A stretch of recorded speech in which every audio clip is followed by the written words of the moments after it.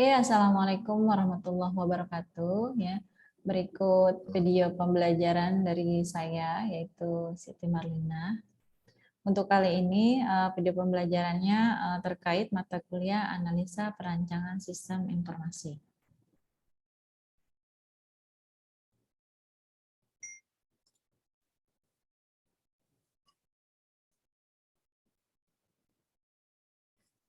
Oke, yang pertama itu adalah capaian pembelajaran, ya. Capaian pembelajaran ini saya ambil dari RPS, ya, RPS mata kuliah Analisa Sistem Informasi, ya, Analisa Perancangan Sistem Informasi, ya, Nusa Mandiri, RPS Nusa Mandiri. Yang pertama itu adalah mahasiswa mampu memahami teori serta praktik, ya, terkait dengan informasi, serta mampu memecahkan masalah-masalah pada bidang sistem informasi, karena kan sesuai program studi kalian yaitu sistem informasi. Kemudian mahasiswa mampu menjelaskan tahapan pengembangan perangkat lunak. Nah, ini untuk pertemuan berikutnya biasanya. Kemudian yang ketiga itu bertanggung jawab atas pencapaian hasil kerja secara mandiri, ya, atau secara berkelompok, ya, dan bisa menyelesaikan pekerjaan yang sudah ditugaskan. Kemudian mahasiswa mampu menganalisis dan mendesain, ya, menggunakan software dan hardware, ya, serta bisa memprediksi algoritma, ya, dengan cara menggunakan tools yang sudah ada. Contoh software untuk mendelay misalkan, ya, itu, atau contoh untuk membuat UML. Nah, itu menggunakan apa? Ada yang tahu menggunakan apa untuk membuat UML? Enterprise arsitektur, ya, yaitu untuk membuat rancangan, ya, mulai dari activity diagram, ya, deployment, ya, task diagram, dan lain sebagainya. Ini untuk capaian pembelajaran. Untuk berikutnya itu adalah materi pembelajaran. Nah, materi pembelajaran juga ini kita ambilnya dari RPS Nusa Mandiri, ya, mulai dari pertemuan 1 sampai pertemuan 7. Yang pertama itu adalah apa, ya, American Psychological Association Style, ya, atau nanti kita membuat sumber kutipan menggunakan Mendeley dengan style apa. Kemudian pertemuan kedua, metode pengembangan sistem dan analisis perancangan input dan output. Kemudian analisa sistem informasi, pertemuan 4 IRD, ya, spesifikasi file dan pengkodean. Pertemuan kelima itu UML, ya. Keenam analisa perancangan input dan output. Yang ketujuh itu adalah pengujian perangkat lunak. Nah, ini berikut itu materi pembelajaran yang saya ambil dari RPS Nusa Mandiri. Nah, ini RPS Nusa Mandiri terkait mata kuliah Analisa Perancangan Sistem Informasi, ya. Yang pertama itu mahasiswa mampu menentukan permasalahan penelitian, ya, dan dapat menuliskan sumber kutipan, ya. Kemudian indikatornya itu mahasiswa dapat menjelaskan suatu permasalahan penelitian, sama bisa menerapkan penulisan sumber kutipan menggunakan Mendeley. Ya, kenapa kita pakai Mendeley? Karena nanti pada saat kalian membuat skripsi, ya, untuk sumber kutipan itu wajib menggunakan Mendeley, ya, dengan style apa, ya, seperti itu. Dan ini lanjutan dari RPS yang pertemuan pertama, karena di sini kita bahas baru pertemuan yang pertama, ya, pertemuan 1 dulu, yaitu tadi apa style. Nah, ini kita masuk ke pertemuan pertama, yaitu apa style, ya, American Psychological Association Style, ya, singkatannya. yang nantinya akan kita gunakan sebagai sumber kutipan, ya, menggunakan Mendeley. Dan nanti Mendeley yang sudah kita install itu akan terkoneksi dengan Word, ya. Jadi sebenarnya ada dua ya di Word itu, ya. Bisa juga tidak usah install Mendeley, ya, tapi kayak Word yang terbaru mungkin ya. Sama juga kita sambungin atau koneksiin ke Mendeley-nya, ya. Nanti sama-sama kita praktekin menulis kutipan atau sumber kutipan menggunakan Mendeley dengan style apa. Nah, yang pertama ini penelitian, ya. Pernah nggak kalian melakukan penelitian sebelumnya, ya? Mungkin sebelumnya, ya silakan. Pernah ya. Pernah ya, Bu. Terus ada yang tahu nggak penelitian itu apa?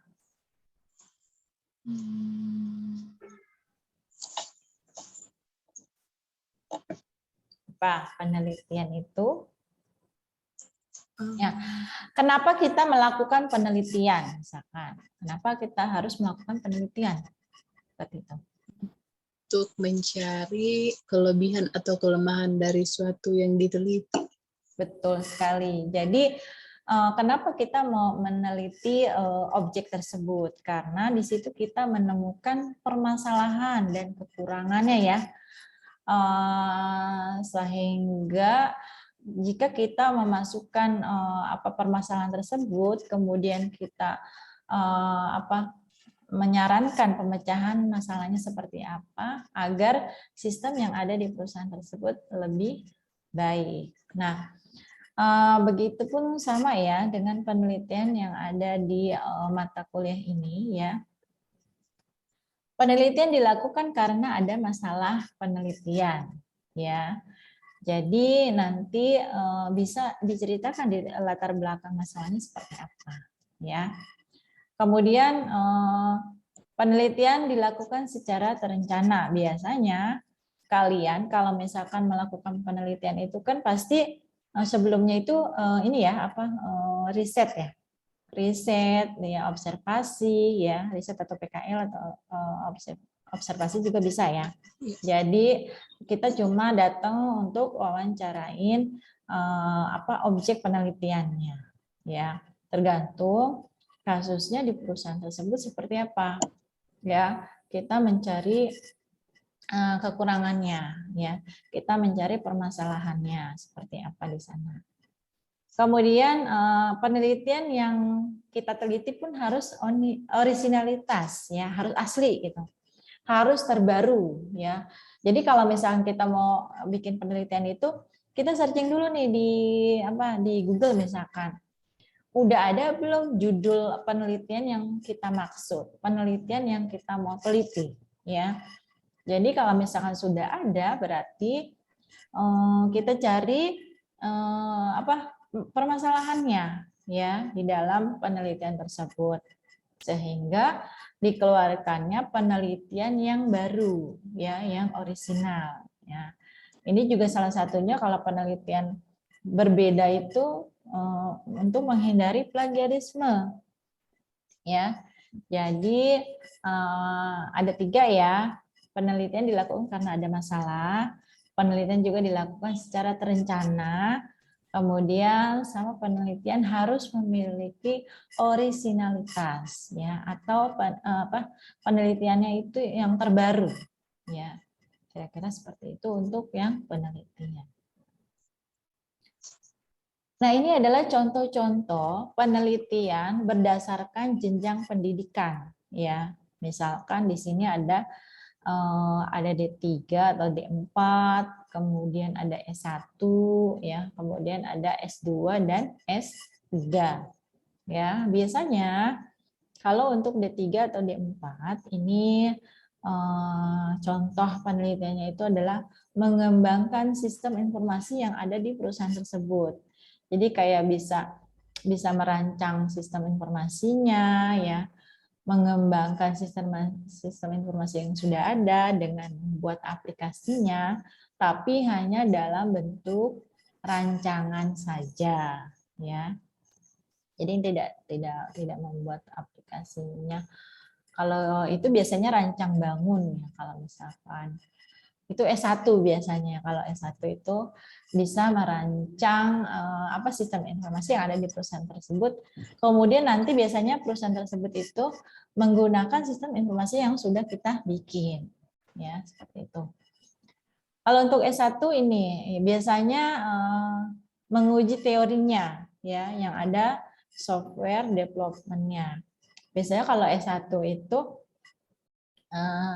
lebih mendekati S2 ya. Jadi kalau kita bikin sistem informasi ya berbasis web misalkan.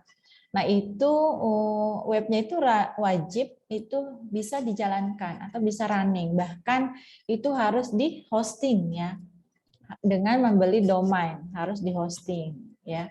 Ketika nanti kita misalkan sidang skripsi, kalau kita ngambil judul sistem informasi atau rancang bangun sistem informasi, misalkan rumah sakit ya, pada rumah sakit apa gitu. Nah, ini pun wajib riset ya, wajib riset. Nah, kemudian kalau S2 ini lebih tinggi lagi ya. Kalau S2 ini bisa penerapan algoritma ya. Jadi mengembangkan teori atau memperbaiki metode yang sudah ada ya. Contohnya di sini adalah ini apa algoritma genetika dengan neural network ya, misalkan seperti ini. Penerapannya ya. Jadi mengembangkan teori yang sudah ada. Kemudian nanti pasti ada kontribusi dari teori dan metode yang digunakan ya. Itu adalah beberapa komparasi penelitian berdasarkan jenjang. Nah, ini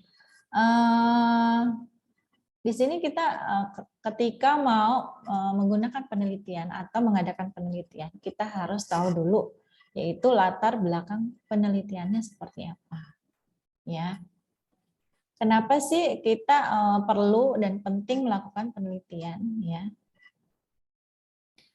Karena itu kita harus tahu dulu latar belakangnya seperti apa, ya. Mohon maaf.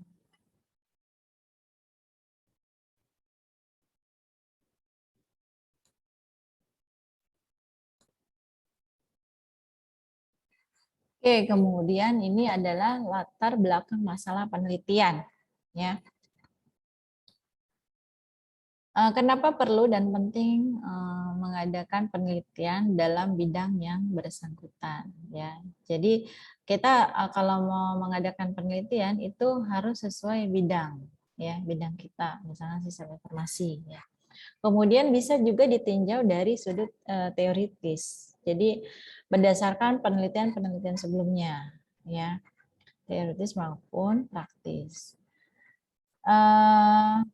Di dalam latar belakang penelitian ya kita harus mengemukakan secara jelas ya penyebab timbulnya masalah penelitian ya.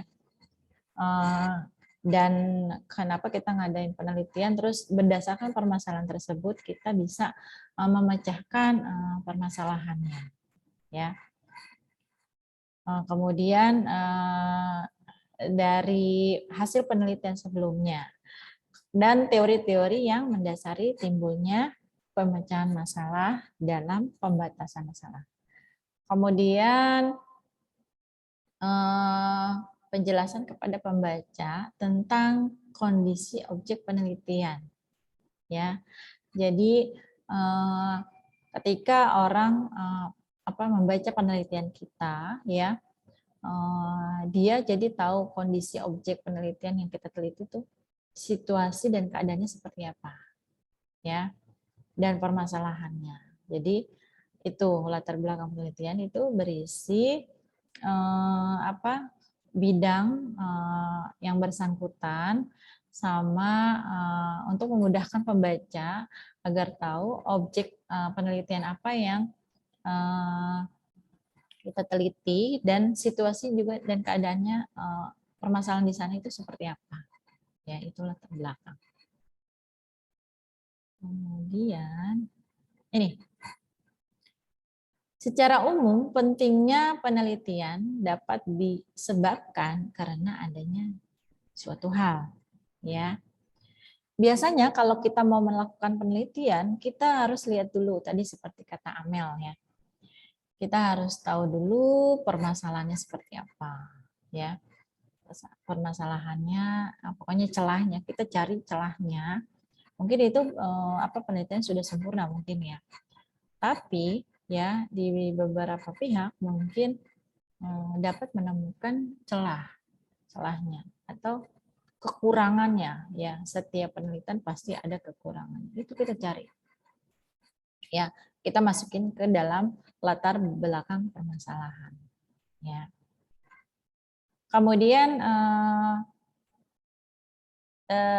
celah hasil penelitian menunjukkan adanya perbedaan ya. Jadi kita lihat dulu nih permasalahannya, ada antara penelitian satu dan penelitiannya ada nggak perbedaannya ya.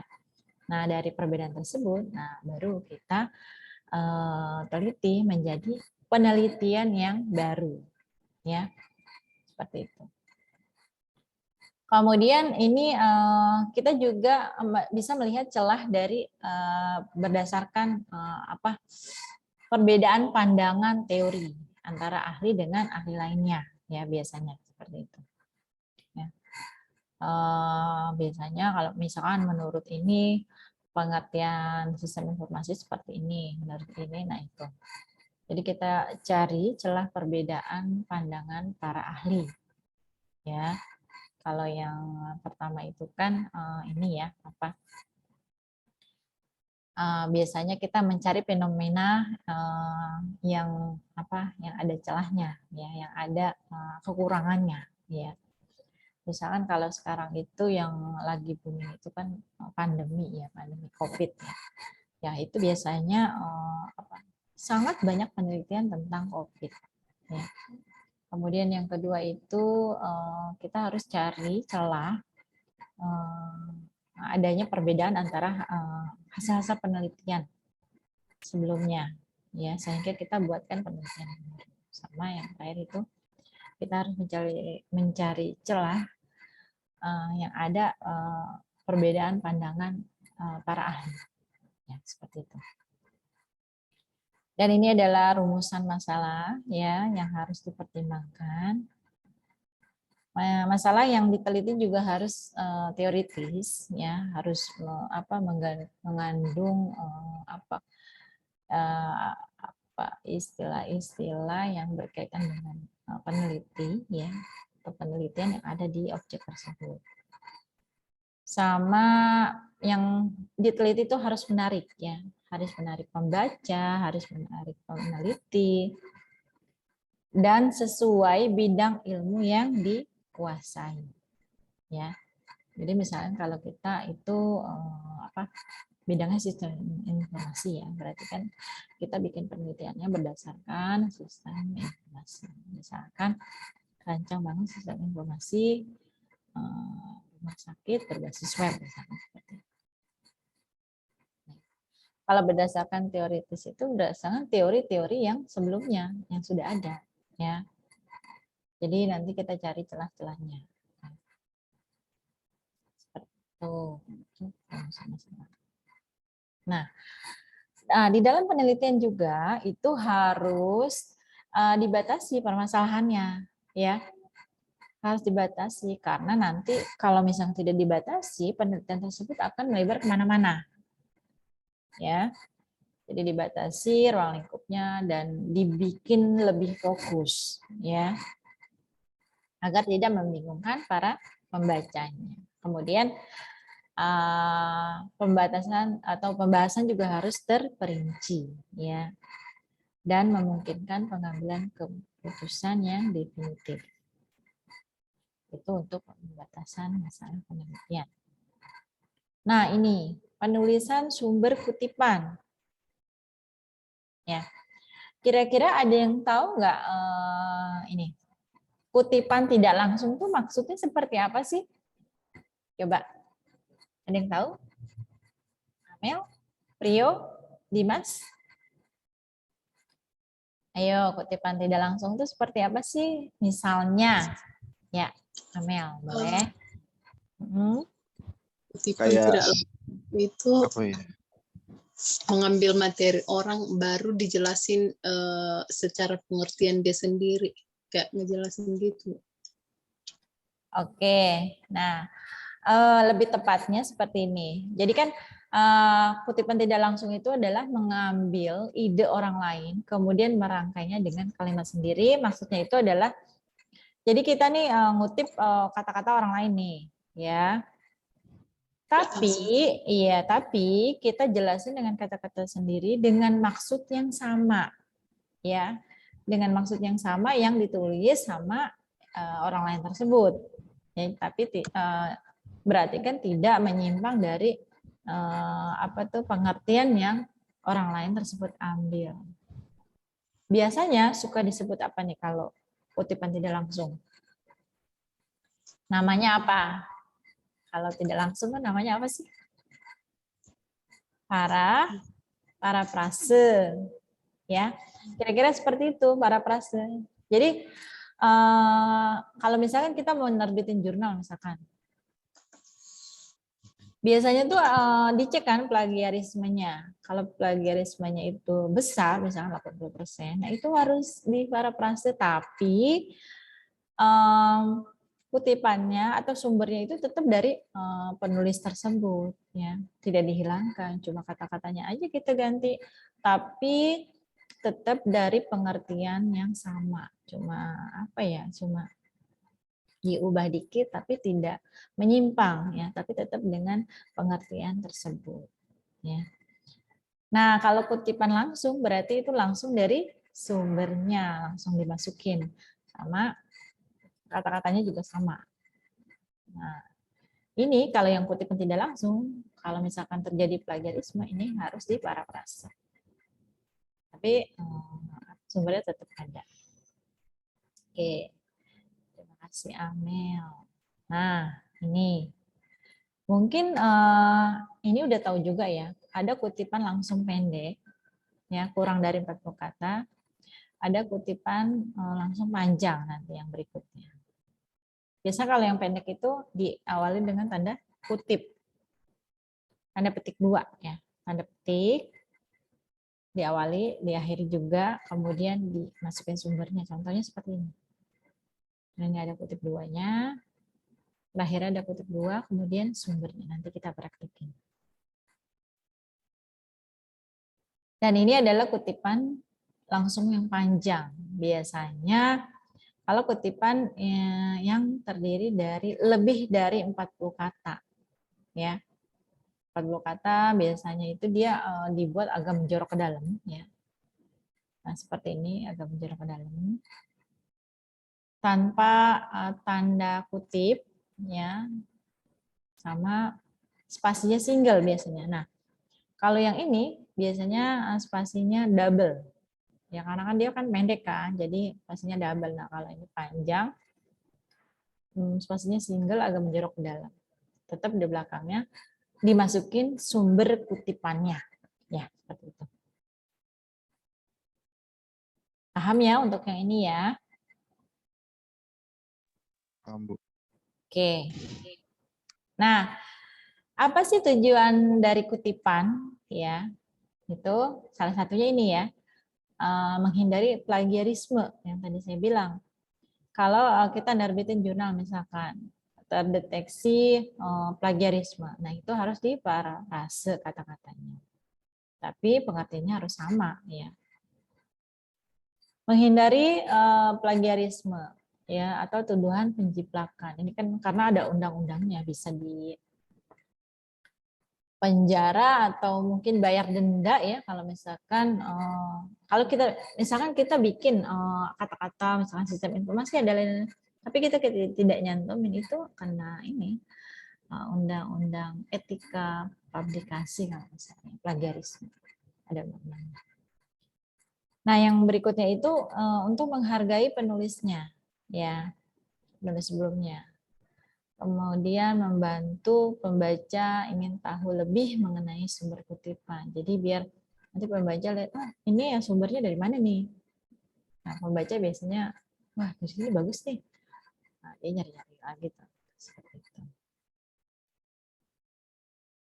Nah, ini sumber atau format penulisan ya biasanya ada banyak ya selain apa, tapi di Universitas Nusa Mandiri kita pakainya yang apa style atau American Psychological Association style ya, pakainya yang apa tujuannya. Nah, ini adalah evaluasinya nanti ya. Oke, kita praktekin dulu untuk yang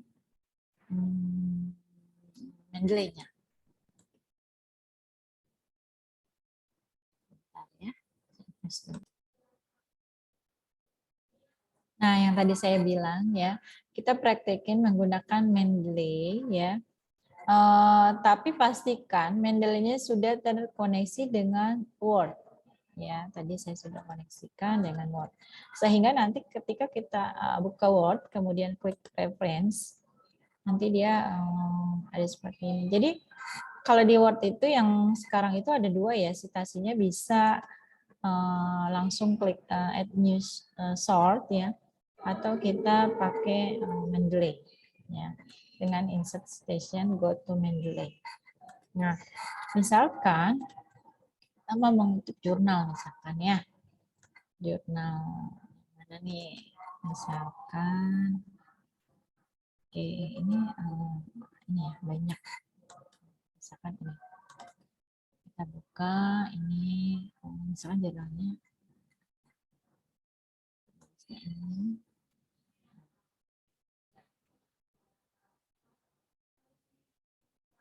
Misalnya kita misalnya ngutip dari abstraknya ya.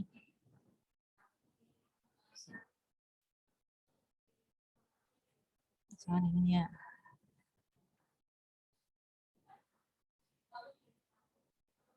Misalnya copy ini ya. Copy. Kita pindahkan di portnya ya.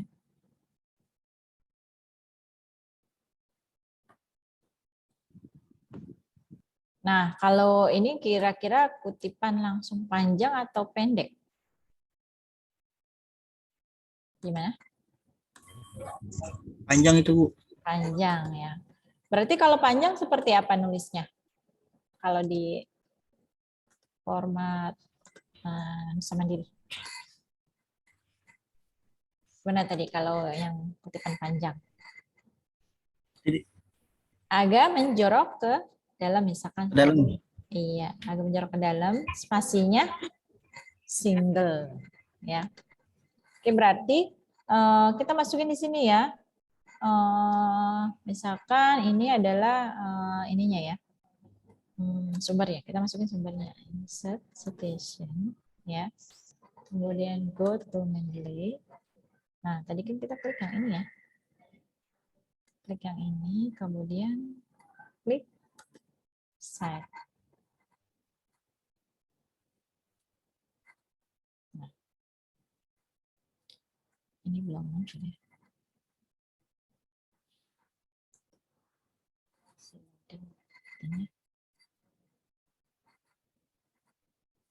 Ini kita ngambil kutipan yang sudah diinput di Mendeley-nya. Kalau misalkan belum, pakai ini ya. Misalkan ini penelitiannya baru nih, belum di loading ini.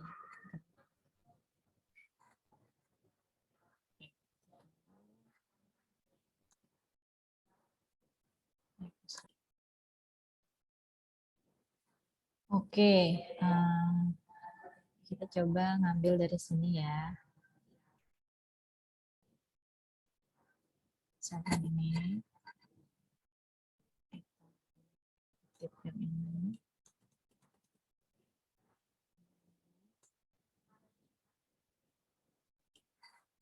Misalkan ini. Berarti ini tadi apa kutipan langsung panjang ya, karena lebih dari 40. Nah, udah pastinya ya, karena kan ini panjang.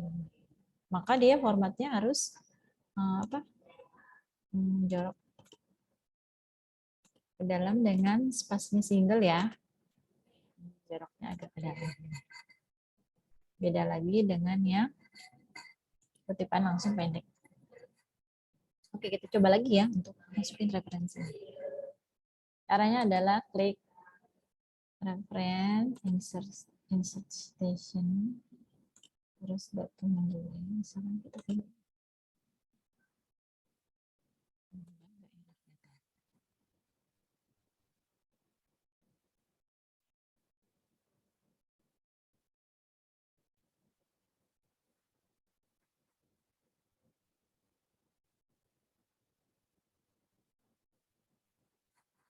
Ini berat. Ya.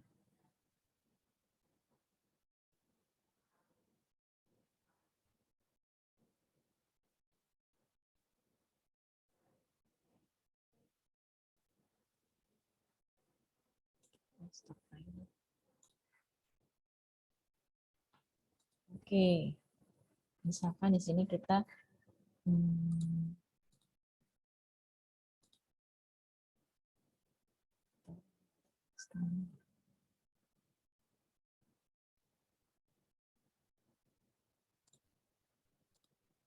misalkan kita cari penelitian tadi.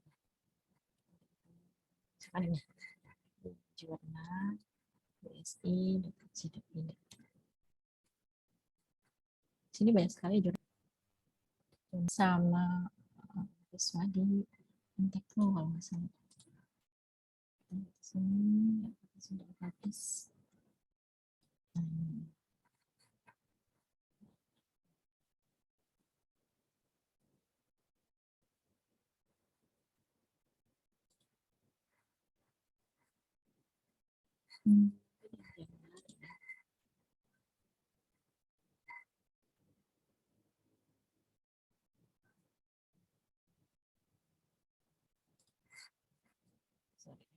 Praktik atau apa ya, saya lupa.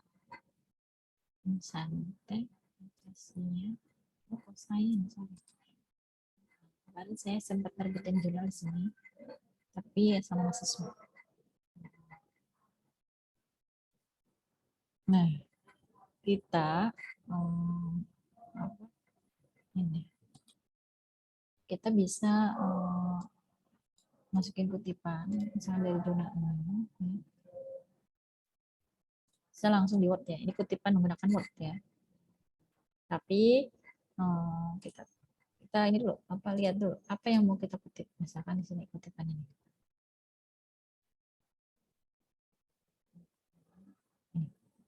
Tingkat kinerja misalkan seperti ini. Di abstraknya. Ini berarti masuk kutipan langsung panjang ya. Sekali kata-katanya. Spasinya. Dia agak menjorok ke dalam ya kalau untuk yang lebih dari 40 kata. Misalkan kita masukin di sini. Kita tidak pakai mendelay ya karena tadi mendelay berat. Nah, kita masuk ke sini aja. Add new source ya. Kemudian ini pilih, di sini juga ada pilihan sama jurnal artikel, ada buku, ada proceeding ya dan lain sebagainya. Karena ini artikel jurnal, kita masukin misalkan ini.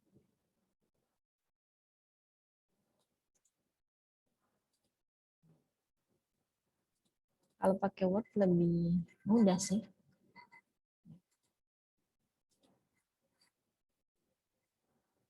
Oke, kemudian nama jurnalnya ini. Science.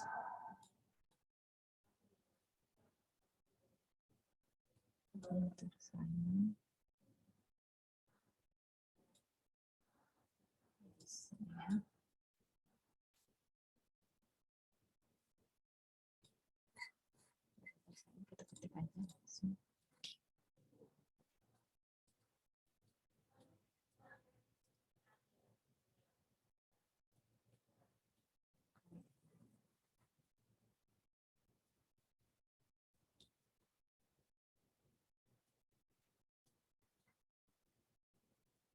saya gitu ya.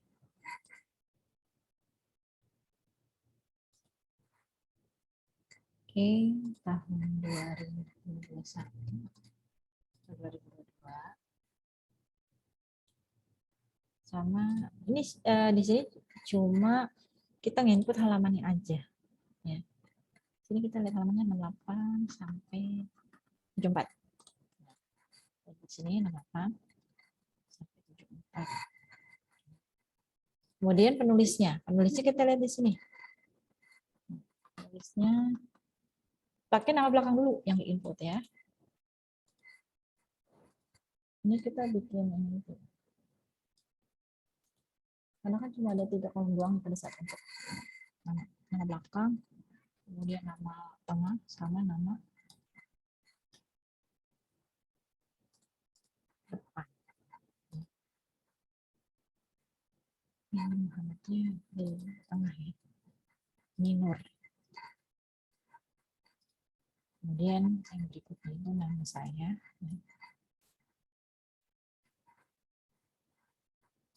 Kemudian saya save. Oke. Nah, sudah dia muncul seperti ini ya. Ini untuk citasi apa tadi kutipan langsung panjang ya, misalkan seperti ini. Nah, kira-kira untuk kutipan menggunakan Word itu lebih mudah mungkin ya. Kalau menggunakan aplikasi biasanya ini memang agak berat ya karena menggunakan aplikasi. Tapi tergantung laptopnya sih, ada yang laptop yang benar-benar cepat. Kalau ini laptopnya mungkin sedang bermasalah. Oke, sampai di sini paham ya untuk sumber kutipan gimana? Prio gimana Prio? Sudah paham? Paham, Bu. Paham ya. Amel juga sudah ya, sama Reja, sama Nur Fitria, Histia, Daniel. Sudah paham ya? Oke. Sekarang coba dibuat satu ya. Satu jurnal ya. Satu kutipan jurnal. Seperti ini. Sesuai yang ada di sini nih. Ya. Atau misalkan sudah jadi silakan dijelaskan di sini. Siapa yang mau jelaskan? Saya buka. Ininya Amel, mungkin Amel ya. Amel bisa. Agar bisa share screen saya jadi host. Oh iya, ini ada yang ketinggalan. Ada yang ketinggalan nggak?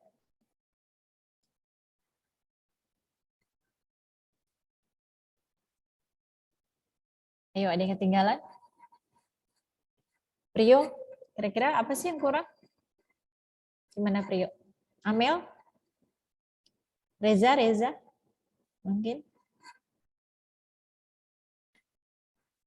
Daniel? Mana nih Daniel? Ayo, kira-kira apa sih yang kurang? Daftar pustakanya kan ya, belum ya? Prio? Iya, Bu. Iya, ini daftar pustakanya kurang. Ya, silakan untuk menginputnya seperti ini. Insert. Iya, udah seperti ini aja. Nah, ini saya kurang I ya, berarti ya. Kalau misalkan kurang I, nanti bisa diedit di sini nih. Sebentar. Minute short-nya. Nah, ini misalkan ininya ada yang salah ya penulisannya. Sini edit ya, tambahin aja I sini. Oke. Kalau ada ide yes ya, sedikit update ya, jadi berubah dia, nambah I-nya. Nah, ini yang ketinggalan tadi. Daftar pustakanya belum ada. Ini disesuaikan aja penulisannya menjadi Times New Roman. Kemudian ini bisa disetting lah ya. Misalkan dia posisinya ada di tengah-tengah dengan penulisannya huruf besar semua dan warna hitam. Namanya itu adalah daftar pustaka. Nah, ini kira-kira seperti ini kalau menggunakan Word saja. Bisa ya, citasi menggunakan Word ataupun citasi menggunakan Mendeley. Ya, itu pilihannya ada 2. Nah, kalau Mendeley-nya nggak bisa, bisa langsung pakai Word yang support langsung ke citasi. Bisa disitasi. Oke. Silakan Amel. Tugasnya yang tadi. Di share screen ya. Yang kalian sudah bikin minimal 1.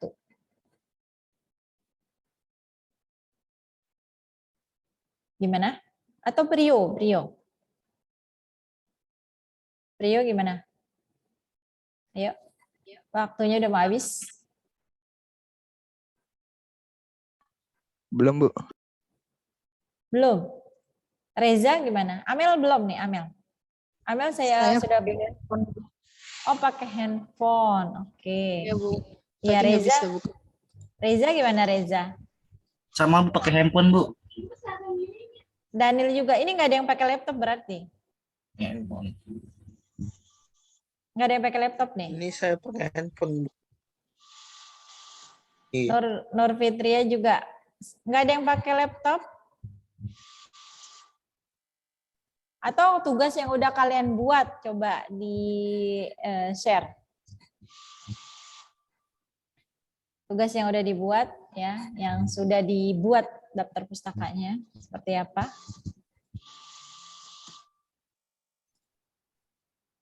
Oke, silakan.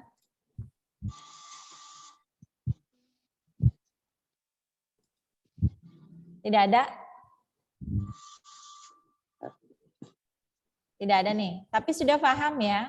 Nanti kalau misalkan ada pembuatan tugas, nanti ini mohon di unmute ya. Ini ada suara-suara ini. Oke. Tapi sudah paham ya. Nanti untuk pembuatan tugasnya bisa ya. Mencantumkan sumber kutipan. Oke. Terima kasih atas kehadirannya ya. Saya akhiri. Wassalamualaikum warahmatullahi wabarakatuh. Waalaikumsalam warahmatullahi wabarakatuh. Selamat pagi, Bu. Ya, terima kasih semuanya. Ya, Ibu. Iya, Bu.